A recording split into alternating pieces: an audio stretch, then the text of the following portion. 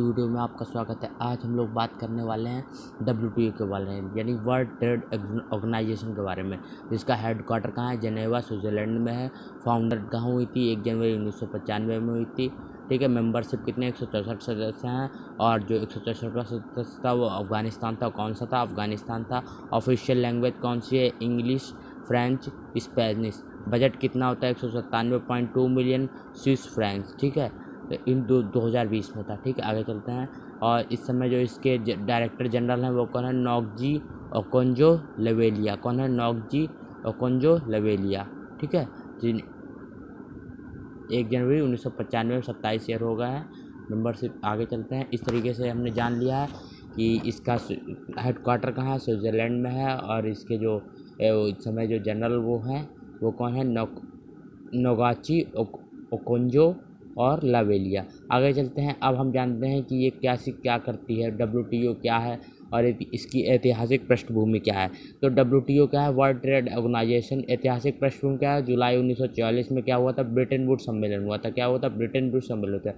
उस समय द्वितीय विश्व युद्ध खत्म हुआ था, जिससे कि क्या हुआ था कि जिस सभी देशों में क्या आपदा आई चल रही थी, क्योंकि उनमें क्या चल रहा था कि सभी के सभी लोग फाइनेंशियल क्राइसिस से सारे देश गुजर रहे थे। तो उस समय क्या हुआ? ब्रिटेन वुड्स सम्मेलन हुआ 1944 और 3 संस्थाओं को बनाने की मांग की गई। सबसे पहली इसमें क्या थी? वर्ल्ड बैंक, जो क्या करेगी? आर्थिक सहायता देगी। उसके बाद बात की गई IMF की, अंतर्राष्ट्रीय मुद्रा फंड। ये क्या करेगी? Balance of payments. क्या करेगी? बैलेंस ऑफ पेमेंट, यानी कि जो हमारा पेमेंट बनाने के लिए आर्थिक सहायता की गई। ठीक है। किसके लिए? बैलेंस ऑफ पेमेंट बनाने के लिए आर्थिक सहायता। और उसके बाद क्या क्या? इंटरनेशनल ट्रेड ऑर्गेनाइजेशन बनाने का समर्थन नहीं मिल पाया। क्या नहीं मिल पाया? समर्थन नहीं मिला है इंटरनेशनल ट्रेड ऑर्गेनाइजेशन को। परंतु क्या था? यूरोपीय यूनियन और अमेरिका ने क्या मिलकर बना ली? गेट्स बना ली। क्या बना ली? गेट्स बना ली। क्या बना ली? अक्टूबर 1947 में कई देश, विशेषकर यूरोपीय देशों ने GATT General Agreement on Trade and Tariff का निर्माण कर लिया, पर हस्ताक्षर किए। भारत संस्थापक देशों में से था। 1948 में भारत ने क्या किया? इसका सदस्य बन गया। उसके बाद क्या होता है? 1948 में गेट्स ने कार्य करना प्रारंभ कर दिया। कस्टम, ये अधिकतर किस पे काम करता था? कस्टम ड्यूटी पर। का गेट्स किस पे कार्य करता था? कस्टम ड्यूटी पर अधिकतर काम करता। प्रारंभिक वर्षों में सिर्फ क्या किया? ध्यान सीमा, यानी शुल्क में कटौती। किसमें कटौती की? कस्टम ड्यूटी में जो थी कटौती की। किसमें कटौती की? और इसमें क्या आती थी? इसमें ना तो कृषि आती थी और ना ही सेवाएं आती थी। क्या आते था इसमें? ना तो कृषि आती थी, ना ही सेवाएं आती थी। आगे चलते हैं। गेट्स के 6वें व 7वें राउंड में एंटी डंपिंग ड्यूटी और गैर सीमा शुल्क, यानी NTB पर रहा। किस पे रहा? कि इन दोनों पे विवाद रहा। किस पे? एंटी डंपिंग ड्यूटी और गैर सीमा शुल्क, यानी नॉन टैरिफ बैरियर पे इसका ठीक है दिक्कत रही। उसके बाद क्या आता है? 8वां राउंड, जिसे क्या क्या अंतिम राउंड या उरुग्वे राउंड भी कहते हैं।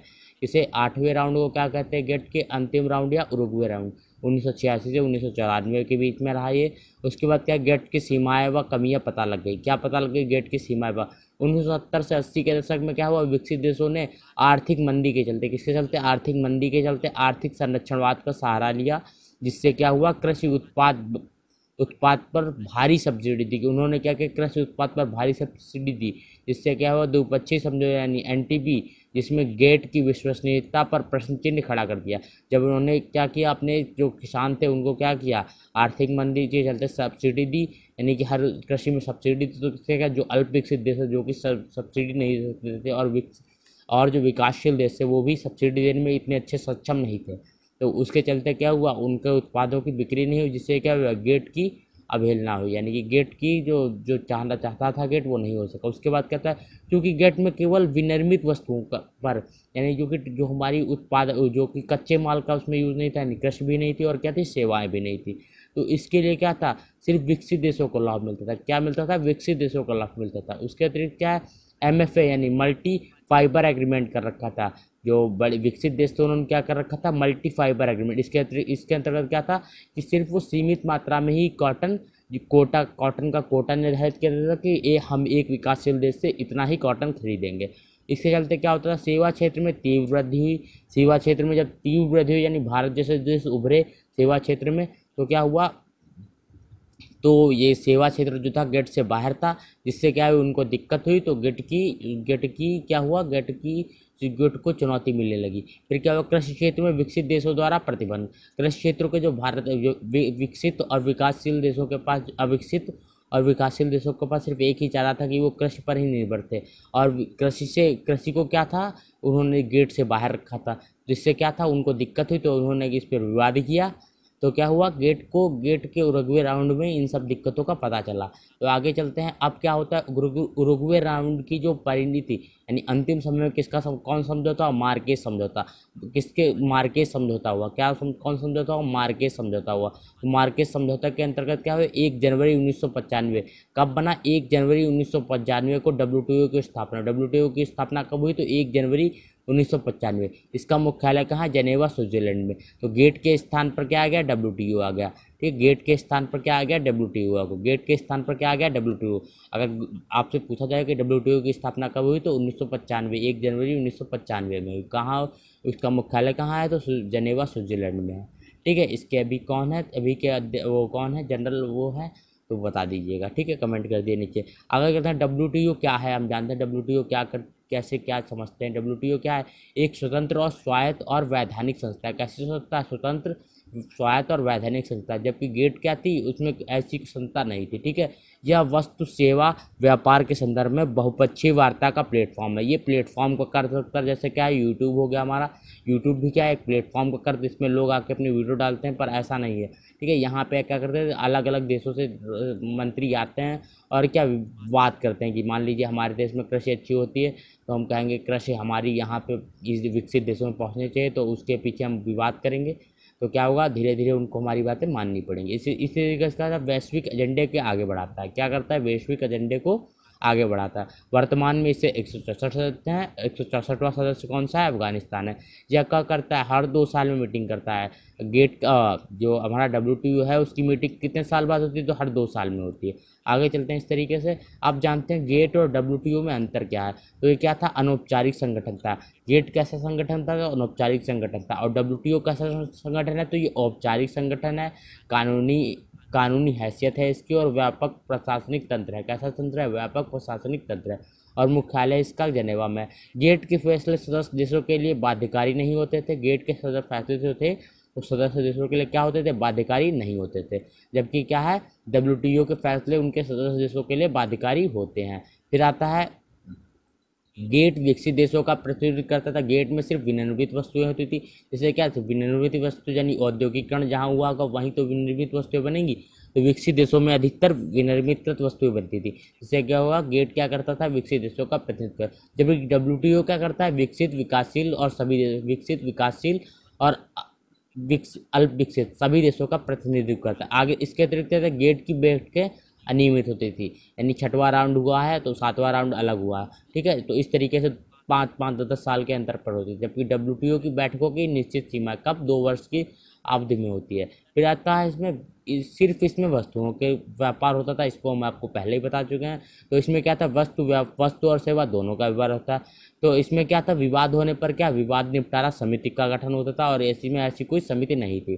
डब्ल्यूटीओ का स्वरूप कैसा है, अधिक लोकतांत्रिक है, क्योंकि इसमें क्या है, एक देश एक वोट है। इसमें ऐसा नहीं कि आपके पास अधिक पैसा है तो आपको 2 वोट मिल जाएंगे या 3 वोट मिल जाएंगे। इसमें क्या, एक देश एक वोट की मत कर, ये लोकतांत्रिक व्यवस्था है। ठीक है, आगे चलते हैं। आप जानते हैं डब्ल्यूटीओ के मूलभूत सिद्धांत। डब्ल्यूटीओ के मूलभूत सिद्धांत जाते हैं, इसमें क्या है, मुक्त व्यापार का सिद्धांत है। ये कैसा सिद्धांत देता है, मुक्त व्यापार का, जिसमें जिसे वह 3 आधारभूत सिद्धांतों से प्राप्त करता है। कौन से सिद्धांत से, 3 आधारभूत सिद्धांत। सबसे पहला कौन सा है, MF1 यानी मोस्ट फेवरेबल नेशन। तो मोस्ट फेवरेट नेशन कैसे, अतिप्रिय राष्ट्र, यानी इसका इंग्लिश में हिंदी मीनिंग तो निकल रहा है, परंतु इसको अतिप्रिय राष्ट्र को अच्छे समझेंगे कि अतिप्रिय राष्ट्र का मतलब क्या है। आगे चलते हैं, टैरिफ बाइंडिंग यानी शुल्क की सीमा, यानी एक शुल्क की क्या होनी चाहिए, एक निश्चित सीमा होनी चाहिए। ठीक है, जो हर देश के लिए आप ऐसा नहीं कर सकते कि इतनी ही सीमा होगी। मान लीजिए 100 रुपये हमने कर दिए, तो हम 100 रुपये से किसी से कम तो ले सकते हैं, पर क्या है, ज़्यादा नहीं लेंगे। ठीक है, जिस तरीके से हमारा मार्जिन प्राइस लिखा होता है उस पर, ठीक है, रिटेल प्राइस लिखा होता है कंपनी के उत्पादों पे। ठीक है, उसी तरीके से। उसके अतिरिक्त क्या, नेशनल ट्रीटमेंट यानी राष्ट्रीय उपचार देंगे अच्छा सा। ठीक है, आगे चलते हैं। आप जानते हैं MF1 यानी अतिप्रिय राष्ट्र के, इसका तात्पर्य है विशिष्ट व्यापार के बजाय भेदभाव रहित व्यवहार की संकल्पना। यानी हम एक देश से क्या करते हैं, विशिष्ट व्यवहार करें के बजाय क्या, सभी देशों के साथ भेदभाव रहित व्यवहार कर रहे हैं। यानी हम एक देश के साथ जैसा व्यवहार कर रहे हैं उसका अगले दूसरे देश के साथ भी वैसा ही करेंगे। ठीक है, इस तरीके से बात करते हैं। आगे चलते हैं।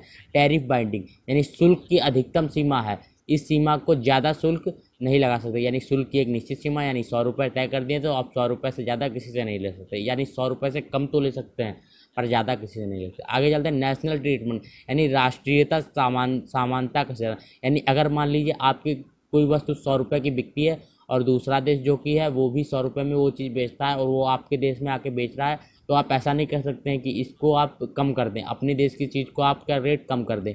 इससे क्या होगा कि उसकी देश की चीज़ तो बिकेगी ही नहीं, तो आप ऐसा भी नहीं कर सकते। तो राष्ट्रीय समानता का सिद्धांत, सभी देश विदेशी सामानों के साथ समान व्यवहार होना चाहिए, ऐसा नहीं आप कर सकते। ठीक है, यानी आप अपनी वस्तु की चीज़ के 90 रुपये कर दें या 60 रुपये कर दें, जिससे कि वो अधिक ली जाए, तो ऐसा आप नेशनल ट्रीटमेंट समझ रहे हैं आप, नेशनल ट्रीटमेंट का मीनिंग। आगे चलते हैं। तो अब MFN का अपवाद भी है, MFN का अपवाद भी है, जैसे कि हम लोग जो MFN यानी अभिप्रिय राष्ट्र के अंतर्गत क्या, हम पाकिस्तान से कोई भी सामान उसको MFN के हम क्षेत्रीय अब समझौता, आप जानते हैं कैसा क्षेत्रीय व्यापार समझौता, जैसे हमने कि सार्क देशों के साथ क्या रखा है, एशियन कंट्रीज़ के साथ कर रहा है रीजनल ट्रेड एग्रीमेंट, जैसे हमारा भारत और नेपाल के बीच में है। तो क्या होता है, इसके लिए ये MFN के अपवाद हैं, यानी ये हो सकते हैं, इनसे आपको अवारिता प्रदान करने वाले सामान्य प्राणी, यानी कि हम अगर जापान को वारिता देते हैं किसी चीज़ में तो उसके ऊपर MFN की कोई हम अवहेलना नहीं करेंगे। ठीक है, आगे चलते हैं। WTO के पूरक उपबंध भी हैं। WTO के पूरक उपबंध कहते हैं यानी स्वास्थ्य, सुरक्षा एवं पर्यावरण घटकों को सुनिश्चित करने के लिए सदस्य देशों को संरक्षण प्रदान करता है। मान लीजिए चाइना हमारे देश में कोई ऐसी चीज़ भेज दे जिससे क्या होगा, हमारे देश के लोग बीमार पड़ने लगे, तो उस पर क्या कर सकता है हमारा जो भारत देश है, वो उस पर क्या कर सकता है, उपबंध लगा सकता है, जिससे कि क्या होगा, उसकी कॉस्ट बढ़ जाएगी और वो चीज़ हमारे यहाँ पे नहीं आ पाएगी, या हम उस पर प्रतिबंध भी लगा सकते हैं। आगे चलते हैं। आयात लाइसेंसिंग की प्रक्रिया, यानी आयात लाइसेंसिंग की प्रक्रिया के नियमन के लिए आप विस्तृत निर्देश जारी किए तथा तत्काल लाइसेंस दिए जाने तक व्यापार की सुगमता रहे, यानी कि ऐसा नहीं आपका मन होगा तब आप लाइसेंस देंगे कि हमारे यहाँ व्यापार करोगे, आपका मन नहीं होगा तो नहीं, आप ऐसा नहीं कर सकते। अगर आप WTO के सदस्य हैं तो आपको क्या करना है कि व्यापार में सुगमता लाने के लिए कुछ नियम कानून बनाने होंगे, जिससे कि कोई भी देश या कोई भी नागरिक आयात लाइसेंसिंग की प्रक्रिया में भाग ले सके। ठीक है, आगे चलते हैं। इस तरीके से WTO के पूरक उपबंध में आप समझ चुके हैं, स्वास्थ्य एवं सुरक्षा के लिए क्या कर सकता है, वो उसमें टैरिफ ड्यूटी लगा सकता है और कस्टम ड्यूटी भी लगा सकता है, और आयात लाइसेंसिंग आसान बनाने की प्रक्रिया कर सकते हैं आप लोग। आगे चलते हैं। WTO के मुख्य समझौते कौन कौन से। ठीक है, WTO के मुख्य समझौते, व्यापारिक अवरोधों को दूर करने से संबंधित समझौते, आयात शुल्कों को कम करने के लिए प्रत्येक देश आयात शुल्क को कम करेगा। ठीक है, पहला उपबंध क्या है, प्रत्येक देश क्या करेगा, आयात शुल्क को कम करेगा तथा आयात शुल्क की अधिकतम दर को घोषित करेगा। जैसे पहले ही बता चुके, मान लीजिए किसी देश के लिए 100 रुपये की है तो आप 100 रुपये से अधिक नहीं ले सकते पर कम ले सकते हैं। ठीक है, तो आपको क्या करना है, आयात शुल्क को कम करना है और अधिकतम दर को घोषित कर देना है कि आपको हम हर देश को बता देने कि हम 100 रुपये ही लेते हैं तो 100 रुपये से अधिक नहीं लेंगे। इस तरीके से आगे जानते हैं। ट्रिप्स समझौता क्या है कि व्यापारिक बौद्धिक संपदा अधिकार, इसके अंतर्गत क्या होता है कि मान लीजिए आपने कॉपीराइट सुना है वो इसी के अंतर्गत आता है। मान लीजिए हमने क्या किया, एक बल्ब बनाया और बल्ब के ऊपर क्या किया, हमने नाम लिखा दिया कि ये बल्ब सिर्फ हम ही बना सकते हैं। ठीक है, और कोई नहीं बना सकता। तो क्या होगा, और कोई अगर देश बनाता है तो उसके ऊपर हम क्या कॉपीराइट लगा सकते हैं, जिससे क्या होगा, इसकी ये विकसित देशों द्वारा किया जाता है कि विकसित देशों के पास आधुनिक सामान है तो वो लोग कॉपीराइट लगा, जिससे कि कोई और देश उनका सामान ले ना सके। आगे जानते हैं। व्यापारिक बौद्धिक संपदा अधिकार, इसके तहत प्रत्येक सदस्य को कॉपीराइट, ट्रेडमार्क, औद्योगिक डिजाइन, पेटेंट आदि के लिए उपयुक्त कदम उठाए जाएं। जिससे क्या होता है, मान लीजिए किसी कंपनी का जैसे माइक्रोसॉफ्ट का लैपटॉप है तो उसको माइक्रोसॉफ्ट के लैपटॉप को कोई और कॉपी ना कर सके, इस तरीके से। ठीक है, आगे चलते हैं। माइक्रोसॉफ्ट की जो विंडोज़ बनाता है, माइक्रोसॉफ्ट लैपटॉप नहीं बनाता, सॉरी। ठीक है, आगे चलते हैं। आप जानते हैं ट्रिम्स समझौते के बारे में, क्या है, ट्रेड रिलेटेड इन्वेस्टमेंट मेजर्स। ठीक है, मिशन। आगे चलते हैं। विदेशी निवेश को बढ़ाने के लिए किए गए उपाय, जैसे करों में छूट, भूमि आवंटन, इस प्रक्रिया के तहत गलत माने जाते हैं। क्या आपने मान लीजिए ट्रिम्स समझौते के अंतर्गत क्या आता है कि आप करों में छूट नहीं कर सकते, यानी कर आपने मान लीजिए आप किसी भी प्रकार की सब्सिडी नहीं जानते। अब आगे हम ये भी जानेंगे कौन कौन सब्सिडियाँ किस कलर की सब्सिडियों किस कलर की आपत्ति होती है या नहीं होती है। तो इसमें कहा गया है कि आप ऐसा भी नहीं कर सकते कि आप मान लीजिए किसी को छूट देते हैं या आप कृषि में छूट देते हैं या अन्य चीज़ों में छूट देते हैं। ठीक है, तो आप ऐसा भी नहीं कर सकते। मान लीजिए आपने अपने यहाँ पे क्या किया, कारखाना खोल दी, का आपने ज़मीन दे दी और आपने विदेशों को बुलाया कि यहाँ आप काम कीजिए और क्या कीजिए कि आप हमारे ही सामान का उपयोग कीजिए। कैसा? कच्चा माल हम ही से लीजिए। कैसा माल लीजिए? कच्चा माल हम ही से लिए। तो आप ऐसा भी नहीं कर सकते हैं। तो ठीक है, तो आप ऐसा भी नहीं कह सकते कच्चा माल हमसे लीजिए। इसी के चलते क्या होता है कि अब जो भारत देश के आलू हैं वो की चिप्स बनाने की कंपनियां हैं वो नहीं लेती है, उनके पीछे कोई प्रेशर भी नहीं लगा सकता भारत, क्योंकि भारत क्या है, डब्ल्यूटीओ का सदस्य। जैसे कि डब्ल्यूटीओ अगर भारत ऐसा करता है तो ट्रिम समझौते का उल्लंघन करेगा। ठीक है, आगे चलते हैं। इन सभी उपायों को ट्रिम समझौते के तहत निषेध माना गया। देखते हैं कौन कौन से वे उपाय जो आयात की तुलना में घरेलू उत्पादन को अधिक महत्व दें। जैसे कि मान लीजिए हमने आपको बताया कि आप विदेशों के, जब मान लीजिए लेस कंपनी है, तो लेस कंपनी अगर भारत का आलू नहीं लेती तो उस पर क्या है कि भारत कोई भी किसी भी प्रकार की दबाव नहीं डाल सकता है। फिर आगे चलते हैं। अगला क्या है, आयात पर प्रतिबंध लगाएं तथा व्यापार संतुलन के लिए उत्पादन का खास हिस्सा घरेलू बाजार में भेजने की अनिवार्यता भी नहीं करते। आप ऐसा भी नहीं कर सकते, मान लीजिए कि आपका कोई, मान लीजिए टाटा है, तो टाटा से आप ऐसा भी नहीं कर सकते कि आप यहाँ से सामान बनाकर विदेशों में ना बेचें। मान लीजिए टाटा अगर चाहें तो पूरा का पूरा सामान विदेशों में जाके बेच दें, तो आप ऐसा नहीं, रोक भी नहीं सकते उनको। ठीक है, तो इस तरीके से टीम से हमने आपको टाटा को सिर्फ लेके समझाने के लिए क्या है, इसका कोई और मतलब नहीं है। ठीक है, आगे चलते हैं। आगे agreement of textile and cotton. तो agreement of textile on cotton के चलते पहले हमने आपको बताया था कि कोटा चलता था, कि मान लीजिए कॉटन एग्रीमेंट हुआ, उसके चलते कोटा चल रहा था। मार्केट समझौते के अंदर क्या है, 10 वर्षों के अंदर इस सबको हटा दीजिए। क्या कर दीजिए, जो भी आपने कोटा सिस्टम हटा रखा है उसको हटा दिए। पहले 9 वर्ष में कितना हटाना है, 51% हटाना है, और उसके 1 वर्ष में यानी कि 10वें वर्ष में क्या 49% पूरा का पूरा खत्म कर देना है। फिर आता है GATS, General Agreement on Trade and Service. इसके पीछे बहुत ही विवाद होता है। तो सबसे पहले जानते हैं, अंतर्राष्ट्रीय व्यापार में सेवा के क्षेत्र को 4 भागों में बांटा गया। सबसे पहला क्या आता है, मोड 1 यानी सीमा व्यापार, आउटसोर्सिंग जैसे कि बैंकिंग, वस्तुकला सेवाएं, दूरसंचार या मेल के माध्यम से प्रेषित करना। तो इसके अंदर मोड 1 के अंतर्गत वे सेवाएं आती, जैसे कि मान लीजिए हम आप यहाँ पे हमने कॉल सेंटर का ले लिया, मान लीजिए भारत से विदेश अमेरिका की कंपनी ने क्या किया, भारत में एक कॉल सेंटर ले लिया। ठीक है, और उसमें क्या किया, उसने लोग बैठा दिया, क्योंकि अमेरिका में जितने में वो 10 लोग बैठा लेगा, उतने में भारत के अंदर कितने 100 लोगों को वो जॉब दे सकता है। ठीक है, तो मान लीजिए 120 हज़ार के लिए उसमें बैठा लिया, और वो लोगों का काम क्या है कि वो लोग विदेशों में अमेरिका में फ़ोन करके पूछेंगे कि आपके पास ये चीज़ है या नहीं है। इस तरीके से कॉल सेंटर में ड्यूटी करेंगे। तो उसका क्या होगा, उसका मोड 1 के अंतर्गत क्या होगा, मोड 1 के अंतर्गत ऐसे काम आ जाएंगे। तो इसके पीछे विकसित देश जो है, विकासशील देशों के ऊपर विवाद चलता रहता है कि विकासशील देशों के अंतर्गत क्या है कि सेवा क्षेत्र में अधिक लोग हैं और विकसित देशों के पास क्या है, कम लोग हैं। ठीक है, तो इसके तरीके से विवाद होता रहता है। आगे चलते हैं मोड 2। और ठीक है, मोड 2 में देश के बाहर उपभोग यानी शिक्षा के लिए, तो भारत के लोग बाहर जाते हैं, यानी अल्प विकसित देशों के लोग बाहर जाते हैं। स्वास्थ्य एवं पर्यटन के लिए लोग क्या है, जैसे भारत में क्या है, स्वास्थ्य एवं पर्यटन के लोग अधिक आते हैं।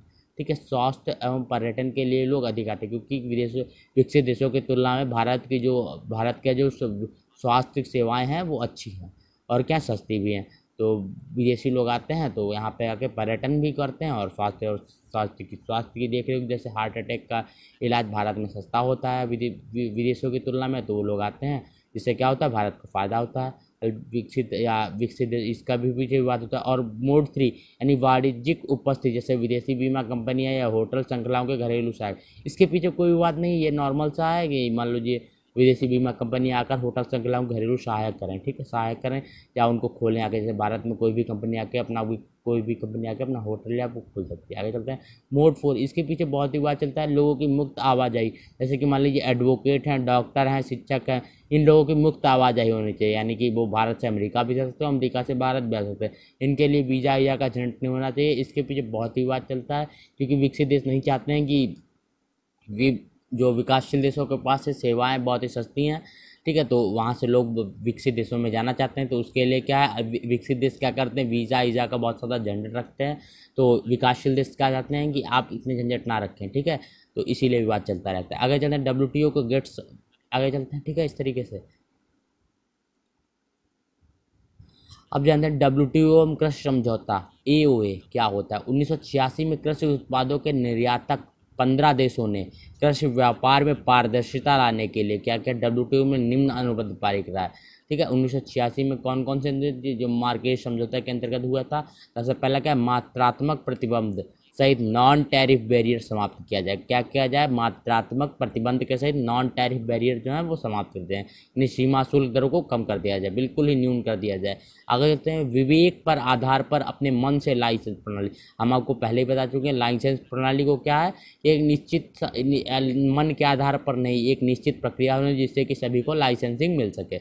आगे कहते हैं विकसित देश आने वाले वर्षों में सीमा शुल्क में 37% तक कटौती करें। WTO के अनुसार क्या है कि विकसित देश जो जब 1986 में 1995 में बना तो उस समय क्या कहा गया कि विकसित देश जो है वो आने वाले वर्षों में कितना 37% की कटौती करें, ठीक है, सीमा शुल्क में। और विकासशील देश कितने की करें? 24% की करें। विकसित देश कितने करें? 37 और विकासशील देश 24। आगे कहते हैं फोर्थ पॉइंट क्या कहेगा? विकसित देशों को उत्पाद एवं निर्यात सब्सिडी कटौती का निर्देश दिया गया। विकसित देशों को क्या कहेगा? उत्पाद एवं निर्यात सब्सिडी की कटौती करने को लिए कहा गया।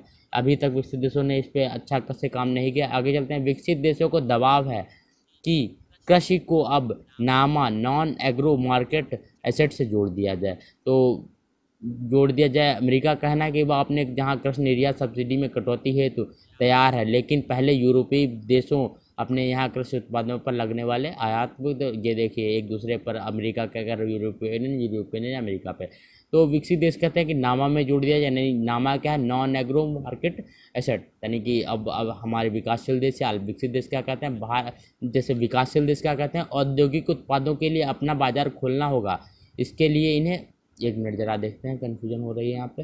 तो नामा में जोड़ने के लिए कहते हैं, जबकि विकसित देश अल्प विकसित देश क्या कहते हैं? विकासशील और अल्प विकसित कहते हैं कि एग्रो मार्केट जो है हमारे यहाँ एग्रीकल्चर मार्केट है वो किसी तरह की मार्केट नहीं, क्योंकि हमारे यहाँ के किसान की उसके जीवन और मौत किस पे निर्भर है? एग्रीकल्चर पर ही निर्भर है, क्योंकि हमारा किसान सिर्फ एग्रीकल्चर यानी किसानी ही जानता है, ठीक है। इस तरीके से विकास होते हैं। आगे चलते हैं विकासशील देश का विकसित देश और क्या कहते हैं? भारत एवं चीन जैसे विकासशील देशों को औद्योगिक उत्पाद के लिए अपना बाजार खोलना होगा, इसके लिए इन्हें सीमांत करों में कटौती करनी होगी, ठीक है। इस तरीके से विकसित देश कहते हैं। अब जब भारत जो कि विकासशील और विकसित देश है उसमें ये क्या कहते हैं? कृषि, जहाँ पश्चिमी देशों के लिए व्यापार है मुद्दा है, वही हमारे लिए क्या है? हमारे जीवन और मरण का के लिए जीवन और मरण के लिए भविष्य का है, ठीक है। अगर ट्रिप्स कानून के तहत नवीनतम तकनीक विकसित देशों के पास है। ट्रिप्स कानून क्या कहता है कि कॉपीराइट लगा देता है, जिससे क्या होता है कि ट्रिप्स कानून के तहत जो उत्पादक करने वाली मशीनें हैं वो क्या होती हैं? विकसित देशों के पास रहती हैं। तो विकासशील देश क्या करते हैं कि विकसित देशों का एकाधिकार है, जिसके कारण हम क्या उत्पादक की उत्पादन लागत में बहुत कम है। तो आप हमको मशीनें दे दें तब हम आपके लिए क्या करेंगे? तो आपके लिए हम टैरिफ जो कि हमारे यहाँ पे शुल्क है वो कम कर देंगे। किसका? टैरिफ बैरियर्स का जो लगा है, मतलब कि एक देश से दूसरे देश सामान जाता है उसके कस्टम ड्यूटी जो होती है उसको कम कर देंगे। विकसित देश औद्योगिक उत्पाद के लिए अपने बाजार खोल दें, तो उन देशों में जो अभी औद्योगिकरण के, अगर हम विकसित देशों के लिए क्या औद्योगिकरण उत्पादों के लिए क्या करें? विकासशील देश और विकसित देश अगर बाजार खोल देते हैं तो क्या होगा? जहाँ औद्योगिकरण की प्रारंभिक दौर है, जैसे भारत हुआ और भी जैसे छोटे मोटे देश हुए, जहाँ नेपाल हुआ, इन सब देशों में क्या होगा?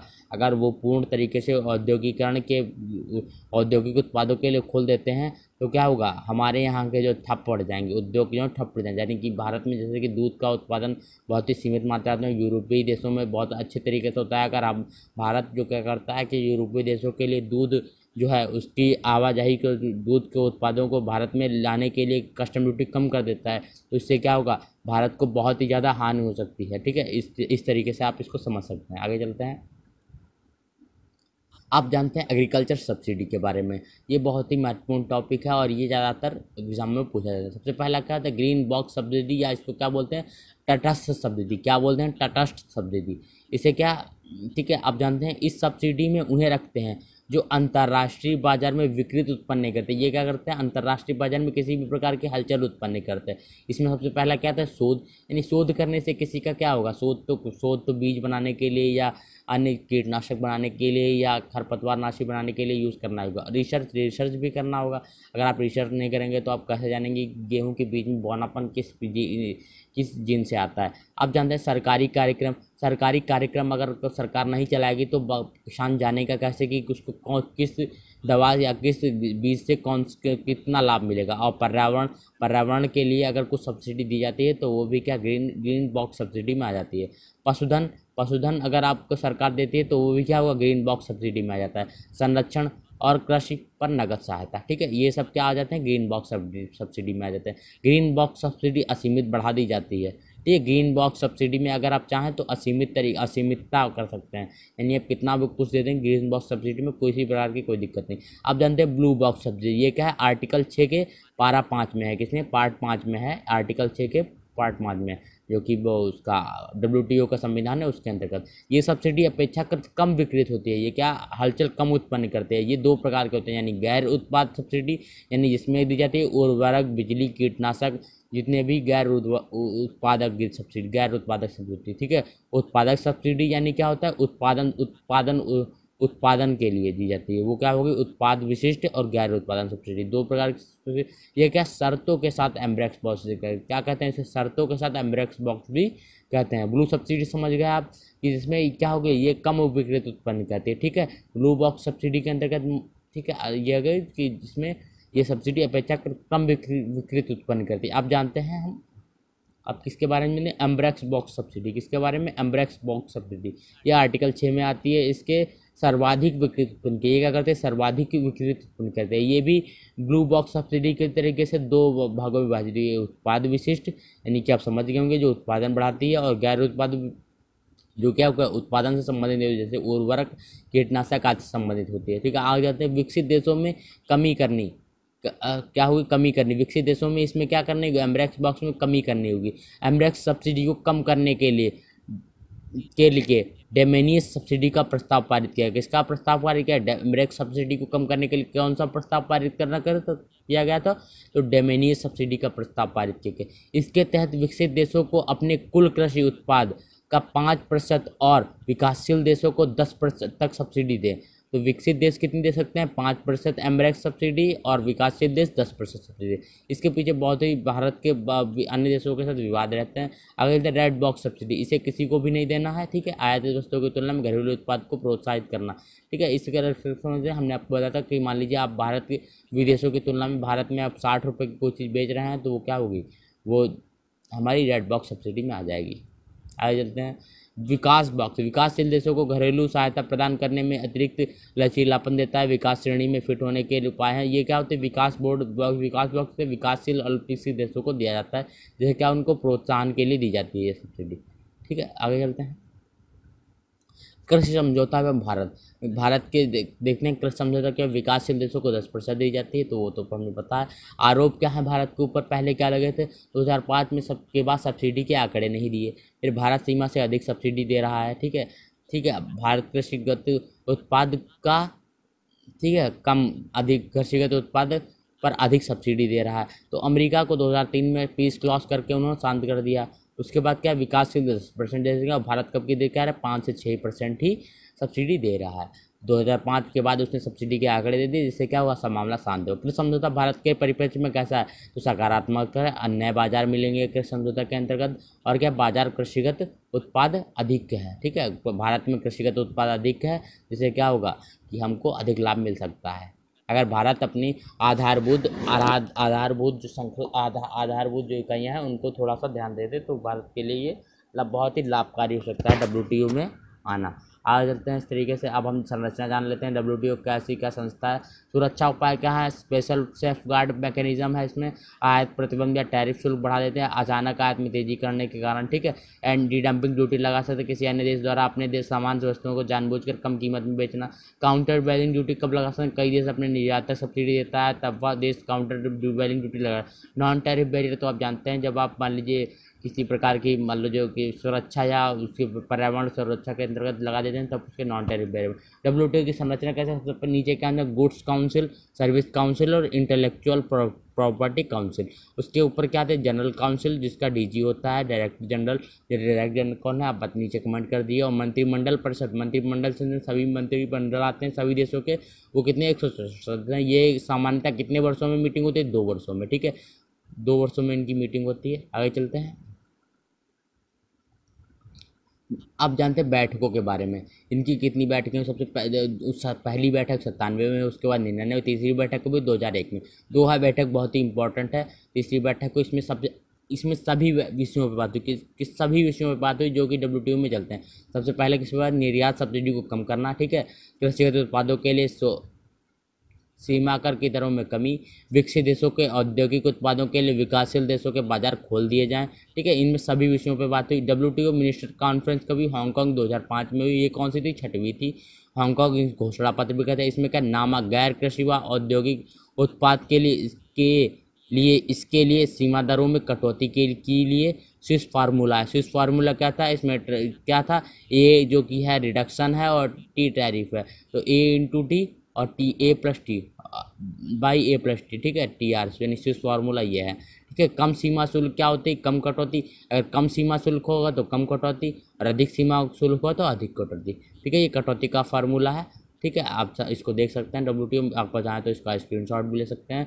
दोहा बैठक जो कि इम्पॉर्टेंट है हमारे लिए, और WTO यानी मिनिस्ट्री कॉन्फ्रेंस जिसमें स्विस फार्मूला दिया है वो भी इम्पॉर्टेंट है, ठीक है। ये एग्जाम में पूछे जाते हैं। आगे चलते हैं। बाली सम्मेलन हुआ जो 2013 में, ठीक है। इसमें विकासशील देशों को खाद्य सुरक्षा प्रदान करने के लिए अधिक विकल्प मिले, कम से कम विकसित देशों को व्यापार का विकास, ये सब के ज़्यादा पूछे तो नहीं जाते हैं, फिर भी पढ़ लेते हैं। कम से कम विकसित देशों को व्यापार का व विकास के लिए रियायत मिली। आगे चलते हैं। MC यानी 11वीं जो हुई अर्जेंटीना 2017 ब्यूनस आयर्स में हुई, 10 से 15 दिसंबर के बीच हुई। मत्स्य पालन सब्सिडी, इसमें क्या हुआ? मत्स्य पालन सब्सिडी और ई-कॉमर्स कर्तव्य में वार्ता हुई। तो आप याद रखते थे मत्स्य पालन सब्सिडी कहाँ हुई? तो अर्जेंटीना ब्यूनस आयर्स में। कहाँ हुई थी मत्स्य पालन सब्सिडी?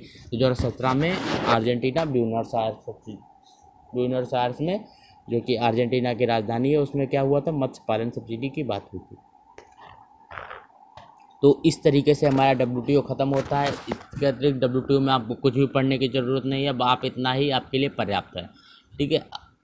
तो आप याद रखें, वैसे तो आपको सिर्फ इतना ही याद रखें SSC एग्ज़ाम के लिए, तो इतना ही काफ़ी होगा कि इसका हेडक्वार्टर कहाँ है और इसकी स्थापना कब हुई थी, और इसके जो DG हैं इस समय वो कौन है? नोकजी ओकोंजो-इवेला, ठीक है। इतना आपके लिए जो SSC एग्ज़ाम होगा और जिसमें मेन सेंस लिखने के लिए आता है, उसमें आपको ये WTO की जो किस कब बना, कैसे पृष्ठभूमि हुई, ये सब आपको लिखना पड़ सकता है। और एमरॉक्स ग्रीन और ब्लू जो हमारी वो है, ठीक है, सब्सिडी, उनके बारे में भी आपको थोड़ी बहुत जानकारी होनी चाहिए। तो आज की वीडियो आपको कैसी लगी? लाइक शेयर सब्सक्राइब जरूर कर दें, और बताएं हमको अगर आपको किसी भी प्रकार की दिक्कत हो और अन्य